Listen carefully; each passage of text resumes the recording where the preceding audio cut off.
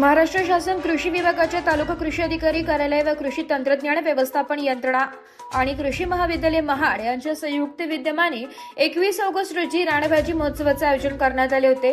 सदर कार्यक्रमाचे उद्घाटन महाड पंचायत समितीच्या सभापती प्रेरणाताई सावंत आणि महाडचे उपनगराध्यक्ष संदीप जाधव साहेब यांनी केले। यावेळी महाड पंचायत समिती सदस्य संदीप खिडबिडे साहेब, महाड तालुका कृषी अधिकारी धीरज तोरणे साहेब, डॉक्टर वैभव गिम्होळणेकर, प्राचार्य कृषी महाविद्यालय महाड, पत्रकार निलेश पवार, दिनेश पिसाट, राजेंद्र जैतपाळ आणि इतर मान्यवर उपस्थित होते। महोत्सवात जवळपास 20 प्रकारच्या रानभाज्या ठेवण्यात आल्या होत्या। त्यामध्ये भारंगा, शेवगा, टाकळा, भाजीचा आळू, वडीचा आळू, कुडा, कुरडू, भारंगी व इतर अनेक प्रकारच्या भाज्या प्रदर्शनात आणल्या।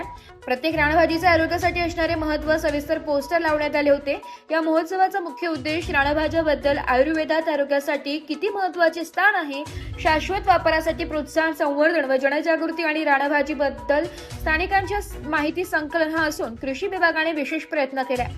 आरोग्यासाठी रानभाज्या चांगल्या असून सीझन प्रमाणे उपलब्ध असणाऱ्या भाज्याचा वापर जेवणात करावा व तंदुरुस्त राहावे असे तालुका कृषी अधिकारी तोरणे यांनी सांगितले। यावेळी मंडळ कृषी अधिकारी, उपकृषी अधिकारी, सहाय्यक कृषी अधिकारी व आदिवासी शेतकरी उपस्थित होते।